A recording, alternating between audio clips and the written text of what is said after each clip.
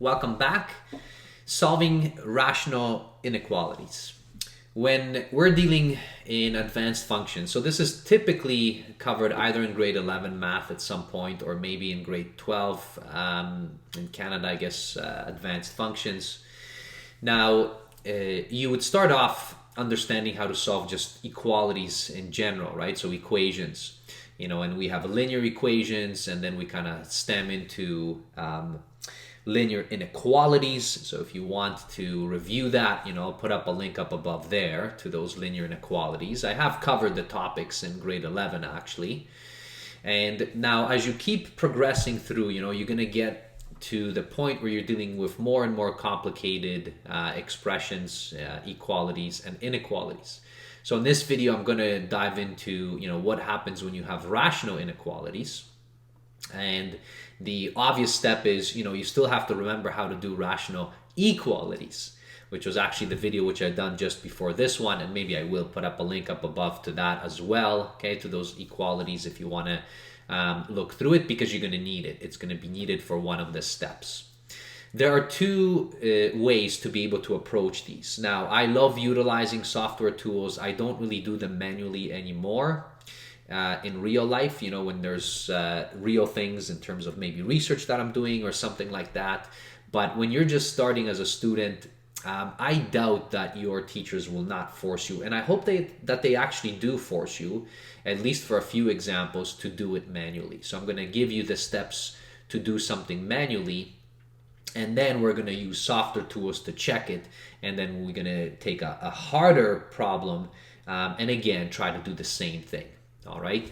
So how would we cover, manually in terms of working with these rational inequalities? So let's imagine, I give you something nasty like this. I mean, it's not terrible, but okay. So let's say if I have something like this and I want to know when this is greater, let's say, than that. If you look at it from the viewpoint of left-hand side and right-hand side, so on the left-hand side, really what I have is it stems from the function 1 over x. So if you understand how 1 over x looks like, you know that this is really just shifted by 1 to the right. And then on the right-hand side, if you think about that as a function or as a relation on its own, then the right-hand side is really just a line, right? With a slope of 1 and then y-intercept of -1. That's the capability that you should have by grade 12 to be able to combine all of those tools, right, and use them. So in the manual process of solving these equations, because we want to avoid as much as possible worrying about, because when you have inequalities, right, whenever we're multiplying or dividing by a negative, we know that those signs change. And we want to try to avoid that, or at least avoid it in the instances where we're not really sure. So what I like to do when I'm solving these manually, so my first step always is just shift, and you can pick whichever side you like. I'm going to take, for instance, I always typically take the right-hand side and move it to the left-hand side. So shift all terms to one side. All right, so that's the first thing. So what that would lead to, it's going to look kind of odd, but that's all right. So we have something like this, okay? And if you shift this over, I'll put this in brackets, okay? So that entire thing, it's going to look like that. So my inequality is now this. Now, moving terms to the left or to the right doesn't change our inequality. So this just kind of sticks around as it is, which is what we want, right? We don't want to be worrying about that.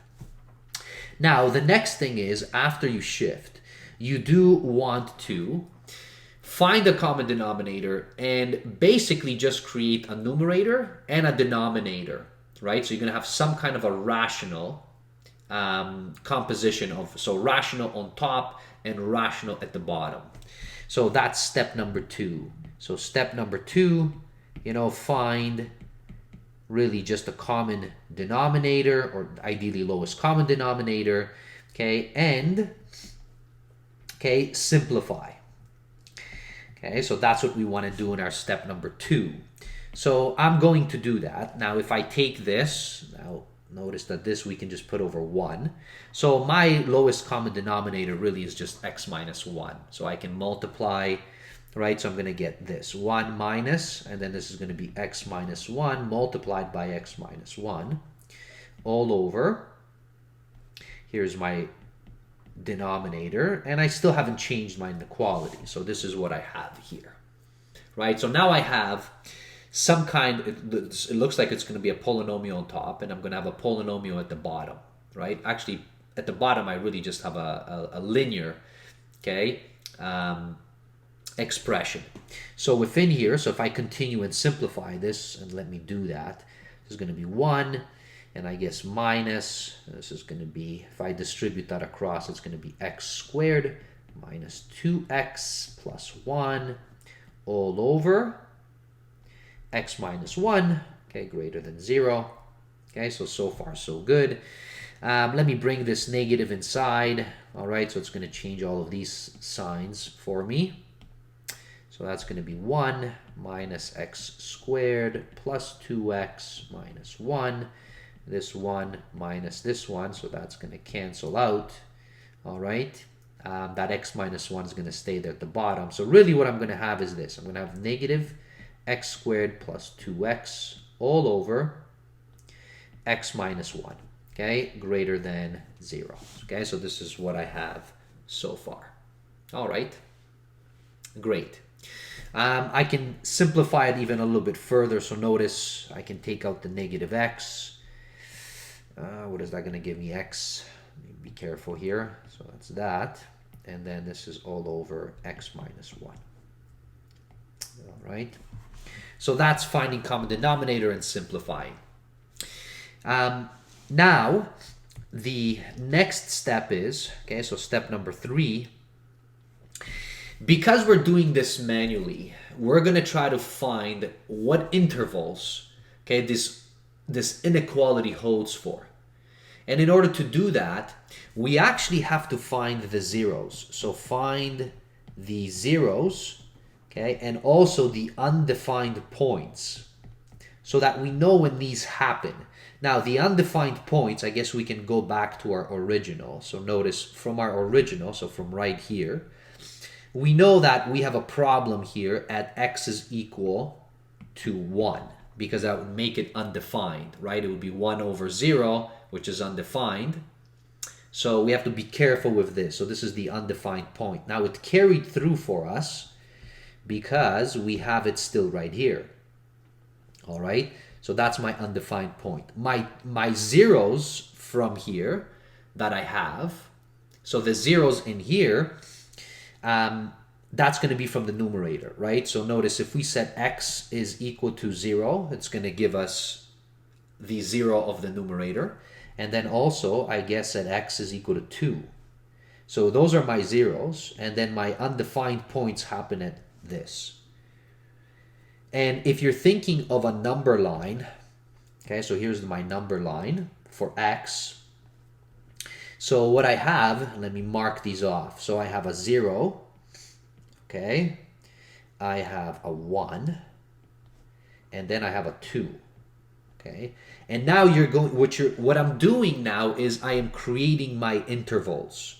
So this is like step 4, all right. So find the intervals where we're going to check the inequality for. So I'm going to have one interval, which is going to be right here. So that's on the left of the 0. It can't be at 0 because the inequality won't hold, right? Because if we substitute x is equal to 0, we're going to get 0, but 0 is not greater than 0. So we definitely know it doesn't work at 0. But we do want to check on the left-hand side of 0 what happens, right? Does the inequality hold or not? And so that's my first interval that I'm going to work with.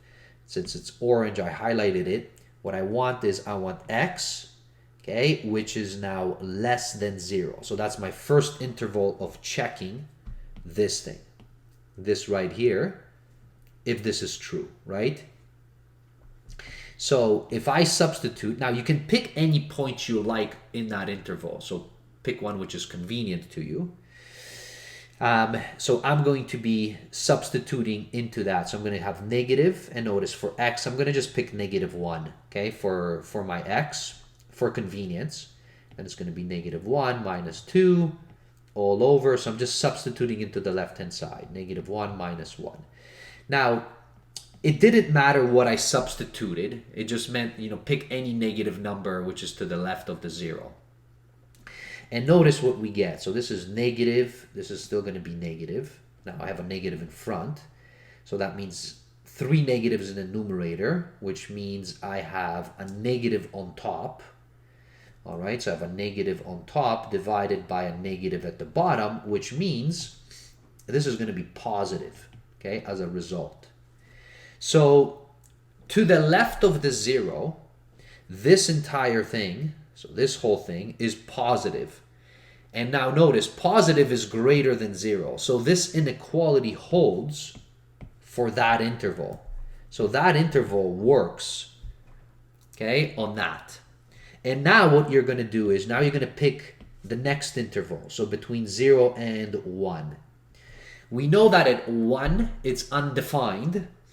So we can't pick that, right? But we can pick it between 0 and 1.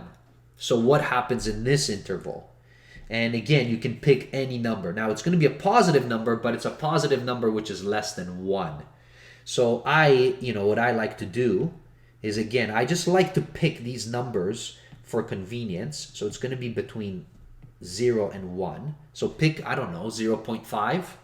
So what we're going to get is negative, and now we're going to pick 0.5.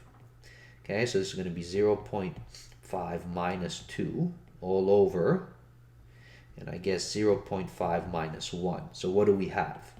In the numerator, so this is negative, and then this is positive, 0.5 minus 2, that's negative. So negative times negative, so this is positive on top. And then this is negative at the bottom. So that's actually going to give us a negative number, all right, on that interval. But that means it doesn't hold for our inequality because negative is not greater than 0. So what that means is that this inequality does not hold on that interval. And now you keep going. So now you're going to go for the next interval. What about between 1 and 2? So I'm going to do that. So for x, which is greater than 1 but less than 2, again, for 1 it can't work because it's undefined. For 2, right, it can't work because it's a 0, right? It's a 0 of the left hand. So 0 cannot be greater than 0. So it has to be that interval. So now substituting it in, now I'm going to pick, again, doesn't matter, you can pick any number in between there. It's going to be negative, so I'm going to pick, let's say, 1.5. And then it's going to be 1.5 minus 2 all over 1.5 minus 1. So what do we get? Negative. This is positive, so still negative. This is negative, so this is going to give us a positive on top. And 1.5 minus 1 is still a positive at the bottom, so this is positive. So that means that interval works for our inequality, right? And then our final one, which is going to be past the 2, so something which is bigger than 2. So that's my last check. So for x greater than 2, so I'm going to have negative, so this is 2. 2 greater than 2, so let's pick something greater than 2. Something convenient, 10. Okay, so 10 minus 2 all over. This is going to be 10 minus 1, so what does that give us? Positive, that's just positive, so that's negative on top, positive at the bottom, so negative overall, so this won't work. All right, so that's how you would go about solving this manually. And yeah, it's annoying, right? And then finding those zeros, like we were lucky here to find those zeros. Sometimes you can't find those zeros, they're not very nice. Okay, so that's why I said originally, there's 2 ways, manually and then software. So in school, the questions are kind of tapered so that they work when you're working them out, right? The teachers are not that mean. But in reality, most of the time, those zeros are not very nice numbers. And then you have to utilize different tools to find them. And then find your intervals and see where the inequality actually works. So let me pop up Desmos for exactly this. And let's see if we were right. All right, so here's Desmos. Okay, so let's put it out. So what I like to do is I like to take the left-hand side. So F1. I'll call that. So I'll create a function out of it, x minus 1. Okay, so notice that's just our parent function 1 over x shifted to the right. Then I'm going to pick f2 equals, so this is going to be x minus 1. And notice already plotting this, you can see those intervals. Notice the intervals, so our intervals were there. They were less than, right? So x, which is less than 0. And you can see right there, okay, the function. So notice the right-hand side was supposed to be less, okay, than the left-hand side was less than the right-hand side, and that's exactly what you see there, okay? And then, you can go on and see the other points right here, so notice we have an undefined at 1, and then again, you have a crossing at 2 between those two functions. And now, to make it really obvious, and with Desmos you can do this to find these tools, you can literally say, like, let me write this in, f1x, and it was supposed to be greater than f2x. Okay, and notice it maps for you those intervals. So notice less than 0, so that's what you can see, there's the green. And then between 1 and 2, so that's exactly what we said. It worked between 1 and 2, and it did not work for greater than 2. So you can plot this out, and I mean, it's so quick, okay? And we'll see that with the next example that we'll do. So that's one example, right? So here's your next example, and maybe I'll keep Desmos there on the side. So the next example looks much harder, right? So it's something of this nature. So manually, if you wanted to do this manually, you would first move everything to the left.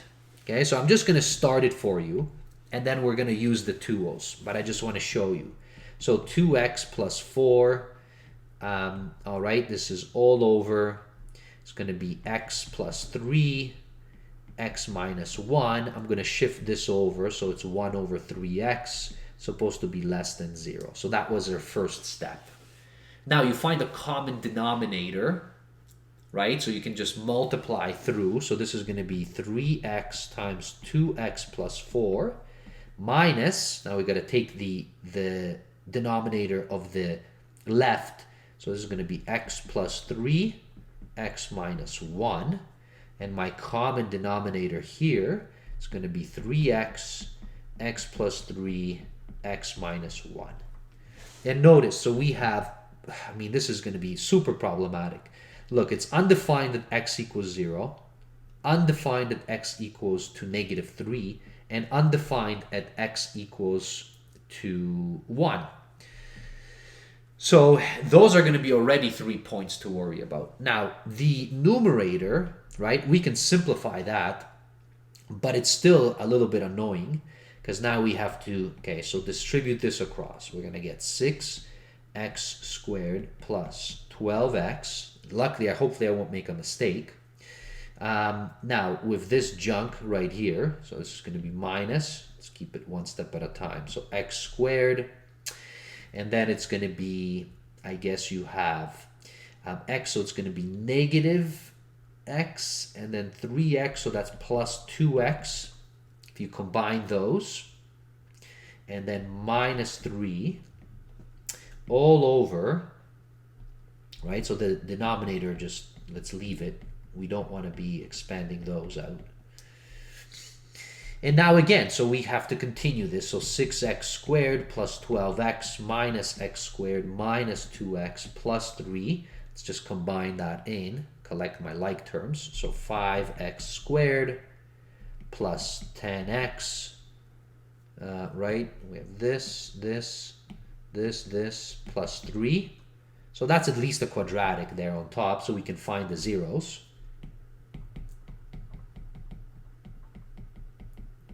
All right, so we have that. All of that junk, and it's supposed to be less than or equal to 0. So now the next step is we got to find the zeros, right? So we got to be able to find the zeros from the quadratic. So there's going to be, there could be 2, okay, right, up to 2. Maybe not, we'll see. And then once you have those zeros, plus your undefined from the bottom, so now you're gonna be creating your intervals that you have. So those intervals that you are setting up for yourself, then you have to check one by one manually to do this.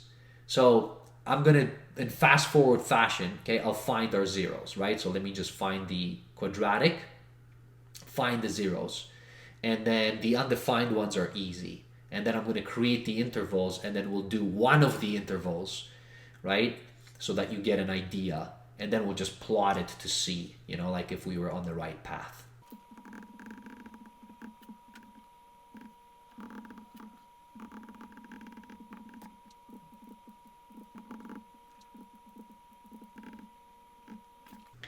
Okay, so welcome back. Okay, so here are our zeros. So they're super ugly, right? We have the square roots. Okay, so those are my zeros. Now the undefined ones. Okay, so I had it was undefined at x is equal to 0. That's from right here. Undefined at x is equal to -3. That's from right here, and then from the last one, which is 1. Okay, so now creating the intervals. So what do we have? So here's my interval, just so I can see it visually. So my smallest ones, okay, so -3, then it goes, so it's undefined at that, then it goes at that approximately 1.632. It's the next smallest one. Then it goes, I guess, so the next smallest one is -0.3675. So these are our 2 zeros here. So that's gonna, we know those zeros will work because we have, less than or equal to. So that's 3. And let's see, so what else do we have? We have a 0. So it's undefined at 0 and then at 1. Okay, so that means we have, look how many intervals we have here. I mean, it's crazy. So we have one interval here. Okay, right? We have another interval from here to here. Another one right here. Another one right here. Another one right here. And then don't forget, we got to check this one as well. So in total, we have 1, 2, 3, 4, 5, 6 intervals. 6 intervals we have to check. Let's just check one of them. So this would have been for x, which I guess is less than -3. That's what we want to check first. So if I take this entire thing, so this is what I want to check, right? Copy. And I'm going to make it smaller, right? So right here. Now let's pick a convenient number, which is less than -3, to try to check if this interval holds or does not hold there. All right. We know it's undefined at -3. All right. Well, I'm going to pick -10. I always like either -1, -10, 0, like numbers that are kind of convenient.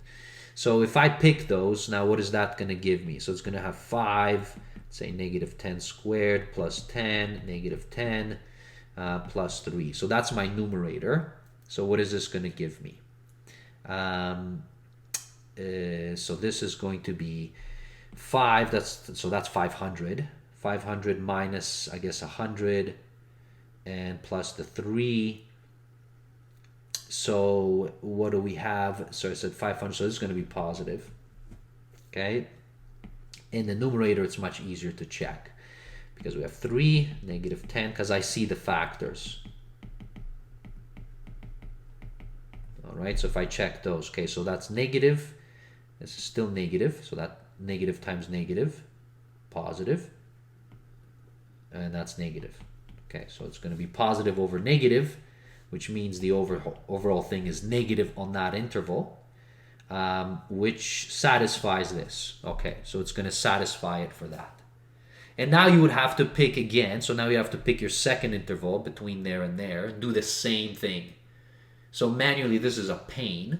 But I hope that you see how you can approach it. Okay. And now in Desmos, it's going to be much nicer, right? So let's go back to the original so that we don't have to worry about all of that. Okay. And let me, clean these things up. Okay, so I'm taking the left-hand side, so call the left-hand side equals, and what do I have there?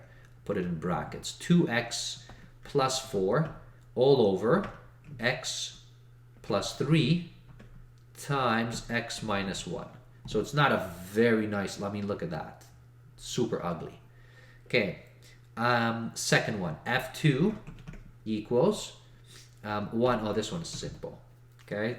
So that's just like 1 over x, and in this case, so since you have the 3 at the bottom, so that does a compression or a stretch. Okay, fine. And now what do we want? We want f 1 of x is supposed to be less than or equal to f2 of x. Okay, and here you go. So notice the first one, so that was supposed to be the 3, right? Less than 3. Yeah, so that's the less than 3. Let's check. Okay? Yeah, and there you have it. You can see the 3 there. I can see it. And notice that it is. So it's undefined there, so that means it has to be less than that. The next interval, okay, that we had, so as you were going through, right? So it was going between those. Okay, so then it went, notice that it went all the way up to this, let's see what the point right there is. Notice negative 1.6325, so that was one of the zeros. So notice in that next interval, okay, it's empty, so that means the inequality does not hold, and then it moves over to the next one. So that's between the negative 163 and then this, right, which is going to be the 0.3675 that we found.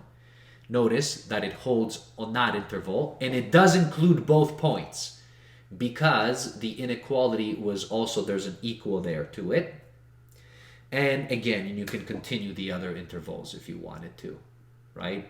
So using the software, it's so much quicker, right, to be able to put it in. Okay, and you can now see how to do it as I have done it. Manually, I think your teachers should give you at least one of them, but probably not this chaotic, right? It should be something a little bit easier. All right, that's it for these rational inequalities. I think you have now the tools to be able to try these out on your own. I do encourage that. Great thanks to Desmos as usual. Amazing tool to be able to visually see these functions and every component, okay, with math that we use. All right, cheers everybody. We'll see you in a future video, and good luck and happy studying.